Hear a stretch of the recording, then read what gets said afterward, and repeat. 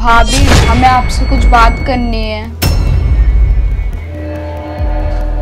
कोई बात नहीं करनी है। किचन में इतना काम फैला हुआ है, जाके पहले वो करो।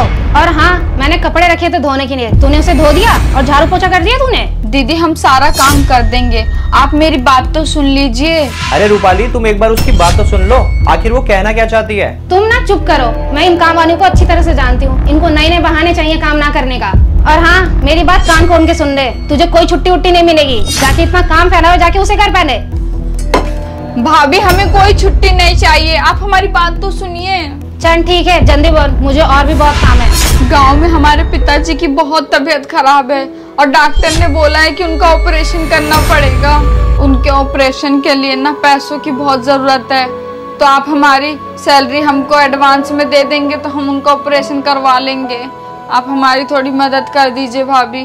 देखा, कहा था ना मैंने, इसे यही बात करनी थी। कैसी औरत है तू, अपने बाप की बीमारी का बहाना बना के पैसे लेना चाहती है तू। और तूने मुझे पागल वागल समझ रखा है क्या कि पूरे मंथ की सैलरी मैं तुझे एडवांस में दे दूं?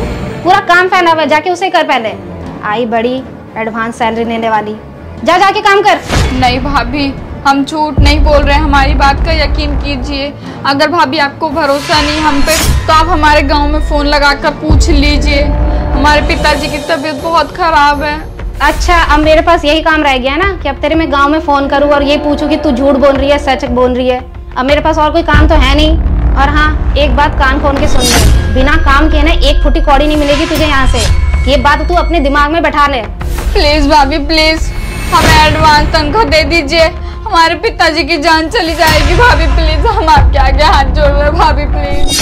अरे रूपाली, दे दो ना इस बेचारी को पैसे एडवांस। इतने सालों से काम कर रही है, वैसे भी हमारे यहाँ पर कहीं भाग थोड़ी जाएगी। और वैसे भी धीरे धीरे करके 2-3 महीने में इसकी एडवांस जो सैलरी तुम दोगे वो काट लेना, कहीं नहीं जाएंगे पैसे। मेरी बात का यकीन मानो, दे दो इसको पैसे। तुम्हें ना ज्यादा दानवीर बनने की जरूरत नहीं है। अगर मैंने इसे एक बार एडवांस दे दिया ना तो ये मेरे सर पे चढ़ जाएगी और आए दिन एडवांस मांगती फिरेगी मुझसे।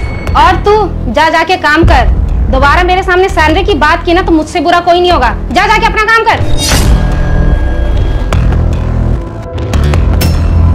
अरे आज इतनी जल्दी आ गए तुम? हाँ, और मैं तुम्हारे लिए ना सरप्राइज लेके आया हूँ। वाओ, कितनी ब्यूटीफुल रिंग है। Thank you so much Saurabh, बहुत प्यारी रिंग है ये। अरे थैंक यू मत बोलो, तुम्हें पसंद आई, मुझे बहुत अच्छा लगा सुनकर।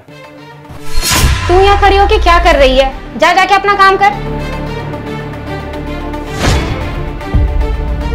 सौरभ, ये रिंग मुझे बहुत अच्छी लगी, थैंक यू सो मच। ये देखो। साहिबा, साहिबा। जी भाभी। ये तुम मुझसे पूछ रही है कि क्या हुआ? तुझे जरा भी शर्म नहीं आई मेरे घर में चोरी करते हुए? भाभी हमने कोई चोरी नहीं की है, हम गरीब तो जरूर हैं लेकिन चोर नहीं। आप हमारी बात का यकीन करो, हमने कोई चोरी नहीं करी। जरूर आपको कोई गलतफहमी हुई है। अच्छा, मैं गलत समझ रही हूँ? मैं तुम जैसे 2 कौड़ी के लोगों को ना बहुत अच्छी तरह से जानती हूँ। तुम्हें मेहनत करके तो कमाया जाता नहीं है, सोचते हो चोरी कर लूं उसी में तुम्हारा गुजारा हो जाएगा। भाभी आप क्या बोल रही हो, हमें कुछ समझ में नहीं आ रहा है। समझ नहीं आ रहा है? कल सौरभ ने मुझे गोल्ड की रिंग दी थी, वो तूने चुरा ली। तूने ऐसा इसलिए किया ना कि मैंने तेरी सैलरी एडवांस में नहीं दी, है ना? तुझे शर्म आनी चाहिए ऐसी हरकत करते हुए। क्या हुआ, क्या चल रहा है यहाँ पर? अच्छा हुआ सौरभ तुम आ गए, तुम जल्दी से पुलिस को कॉल करो, हमारे घर में चोरी हुई है। क्या चोरी? हाँ चोरी, आपने मुझे कल जो गोल्ड की रिंग दी थी ना, इसने उसे चुरा लिया है। नहीं भैया, मेरा यकीन मानिए, मैंने कोई चोरी नहीं की है। हाँ रूपाली, ये सच बोल रही है, इसने चोरी नहीं की है। सौरभ आप मेरा यकीन करो, इसने ही चोरी की है। इसको मैंने एडवांस सैलरी नहीं दी ना, इसी बात का वो बदला ले रही है मुझसे। बस रूपाली, ये क्या बकवास किए जा रही हो तुम? वो जो गोल्ड की रिंग है इसने नहीं चुराई है। मैं बैंक में गया था कुछ पैसे जमा करने के लिए, तो मैंने वो गोल्ड रिंग वहाँ के लॉकर में सबमिट करा दी, वो बिल्कुल सेफ है। रिंग इसने नहीं चुराई है, इसने कोई चोरी नहीं की है। क्या? ये आप क्या कह रहे हो? हाँ भाभी, हम आपसे कब से कह रहे हैं कि हमने चोरी नहीं की है, नहीं की है, लेकिन आप तो हमारी बात का यकीन ही नहीं कर रही थी। माना कि हम गरीब हैं और हमें पैसों की जरूरत थी, इसका मतलब ये नहीं कि हम इतना घटिया और गंदा काम करेंगे।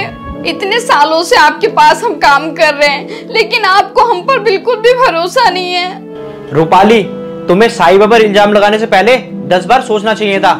मुझे तुमसे ये उम्मीद नहीं थी। हाँ भाभी, जब भी आप किसी के ऊपर भी इल्जाम लगाओगे ना तो उससे पहले 2 बार सोच लेना। हम गरीबों के पास पैसे नहीं होते, आत्मसम्मान होता है, खुददारी होती है। हम मेहनत करके पैसा कमाना जानते हैं। जहाँ हमारा आत्मसम्मान नहीं होगा वहाँ हम काम नहीं कर सकते भाभी। हम जा रहे हैं। रुको साहिबा, मेरी बात सुनो। Saurabh, I am so sorry, मुझे गलतफहमी हो गई थी। मैंने इस पे चोरी का इल्जाम लगा दिया, मुझसे बहुत बड़ी गलती हो गई, प्लीज मुझे माफ कर दो। मुझे लगा सौरभ, जब आप मुझे रिंग दे रहे थे ना तो ये वही खड़े होके देख रही थी, इसलिए मुझे लगा कि उसने ये रिंग चुरा ली होगी, इसने बिना सोचे समझे मैंने इस पे चोरी का इल्जाम लगा दिया। मुझे माफ कर दीजिए सौरभ। आप मुझसे माफी मांगने का क्या फायदा रूपाली? अगर तुम्हें माफी मांगनी है ना तो साहिबा से मांगो, जिसका तुमने दिल दुखाया है और उसके ऊपर इतना बड़ा इल्जाम लगाया है। सॉरी साहिबा, तुम मुझे माफ कर दो। मैंने तुम्हें इतनी सारी बातें बोल दी और तो और मैंने तुम पे चोरी का इल्जाम लगा दिया। मुझे माफ कर दो साहिबा। भाभी आप माफी मत मांगो, हम गरीब हैं, हमें ये सब सहने की आदत है। और हाँ, मुझसे ये गलती दोबारा नहीं होगी। और ये लो तुम्हारी 3 महीने की एडवांस सैलरी, अपने पिताजी का इलाज आप अच्छे से करवाना। धन्यवाद भाभी, मैं आपका ये एहसान कभी नहीं भूलूंगी। घर में कुछ भी सामान खोने पर हम सीधा अपने नौकर पर शक करते हैं। क्या ऐसा करना ठीक है दोस्तों? अपनी राय कमेंट्स में ज़रूर बताना। और अगर आपको ये वीडियो अच्छी लगी और दिल को छुई तो ज़्यादा से ज़्यादा इसे शेयर करो और पेज को फॉलो करना मत भूलना दोस्तों।